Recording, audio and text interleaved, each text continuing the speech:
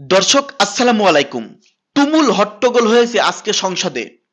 Andalib Rahman Partha NCP কে কি বলেছে জানেন?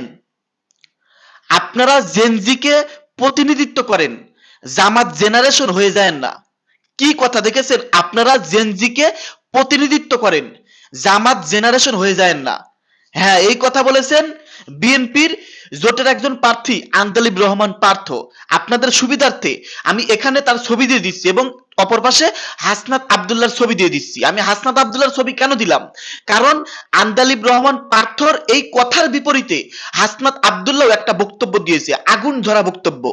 সেই বক্তব্যটা আমি আগামীকালকে আপনাদেরকে আমি জানাবো।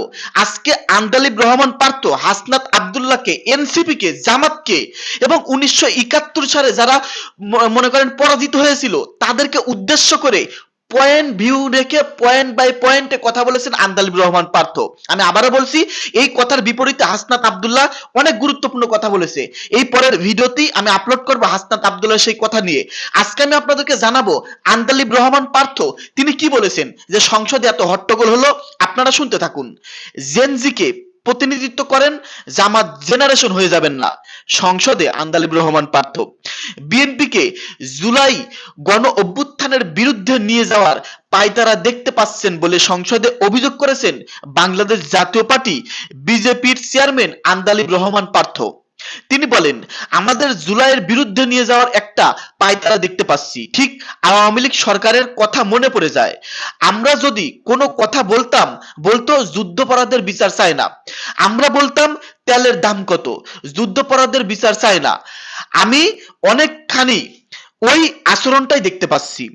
জাতীয় নাগরিক পার্টি এনসিপির উদ্দেশ্যে আন্দালিব রহমান বলেন, এনসিপি যে আমাদের দল, আমাদের হিরোরা যারা যুদ্ধ করেছেন, যারা এখানে আছেন তাদেরকেও বলে দেই, আপনারা জেনজিকে প্রতিনিধিত্ব করেন, জামাত জেনারেশন হয়ে যায় না। খুবই গুরুত্বপূর্ণ কথা, আপনারা জেনজিকে প্রতিনিধিত্ব করেন, আপনারা জামাত জেনারেশন হয়ে যায় না।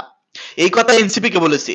আজ মঙ্গলবার সংসদ অধিবেশনে জুলাই জাতীয় সনদ বাস্তবায়ন আদেশ এবং সংবিধান সংস্কার পরিষদের অধিবেশন ডাকা নিয়ে আনা মুতলবি প্রস্তাবের উপর আলোচনায় অংশ নিয়ে আন্দালিব রহমান এই কথা বলেন।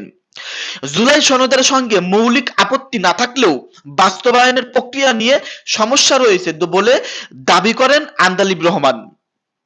তিনি বলেন, জুলাই সনদ বাস্তবায়ন নিয়ে কোনো সমস্যা নেই, এর প্রক্রিয়া বাস্তবায়ন নিয়ে সমস্যা রয়েছে।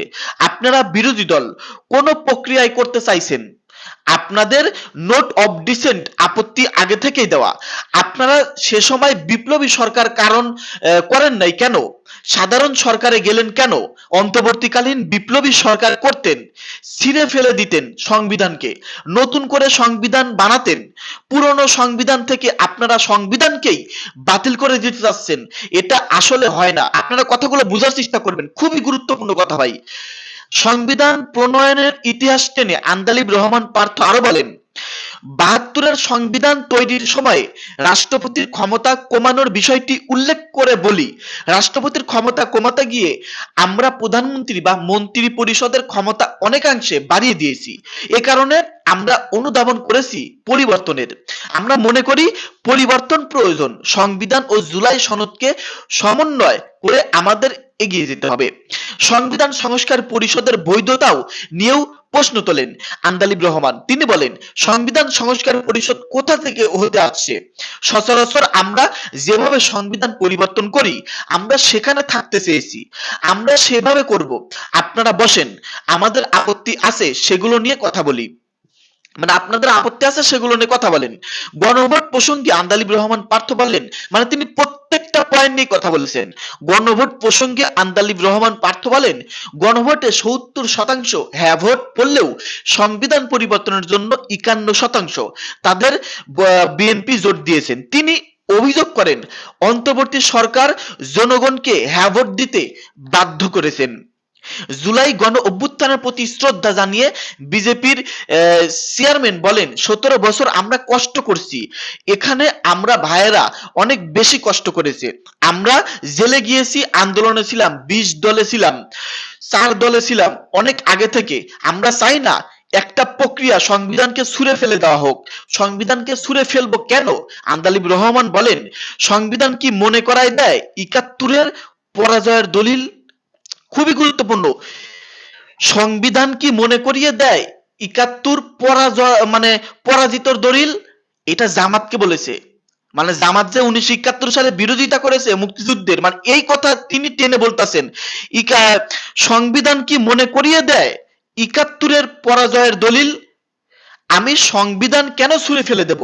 এই সংবিধান দিলে গাত্রদাহ কেন হবে? আমি তো পরিবর্তন করতে পারি, কেন ছুঁড়ে ফেলবো? আন্দালিব রহমান পার্থ। আরেকটা কথা অ্যাড করি, আন্দালিব রহমান পার্থ বলেছিলেন, কিন্তু এখানে আসে নাই, যে আপনারা ৬ বলে ১২ রান করেছেন, আর এর পূর্বের ৩০০ রান কিন্তু আমরাই করেছি। যাই হোক, কি বুঝলেন? সংবিধান পরিবর্তন, সংস্কার, নানান বিষয় আলোচনা। তো আন্দালিব রহমান পার্থ এই বক্তব্যটা আপনাদের কেমন লাগলো? জামাত এনসিপি মনে করেন একেবারে ধুয়ে দিছে জামাত এনসিপি কে। খুবই গুরুত্বপূর্ণ কথা যে আপনারা ৭১ সংবিধান কেন ছুঁড়ে ফেলতে চান? ১৯৭১-এর কথা মনে পড়ে, পরাজিতর কথা। আবার এনসিপি কে আপনারা জেনজি প্রতিনিধিত্ব করেন, জামাত জেনারেশন হয়েন না। ৬ বলে ১২ রান করেছেন, আগের ৩০০ রান আমরাই করেছি, মানে অনেক গুরুত্বপূর্ণ কথা। যাই হোক, এই কথার বিপরীতে এখন অপর দলের, বিরোধী দলের নেতাকর্মী কি বলেছে আমি জানি আপনারা শুনতে চান। হ্যাঁ, আমি এই ভিডিওর পরে আপনাদেরকে আমি দেখাবো হাসনাত আব্দুল্লাহ এই কথার মানে এই বক্তব্যের পরিবর্তে তিনি কি আগুন ঝরা বক্তব্য দিয়েছে। জানতে চাইলে এই পেজের সঙ্গে থাকুন, পেজটাকে ফলো করে দিন এবং এখনই ভিডিওটা শেয়ার করে দিন।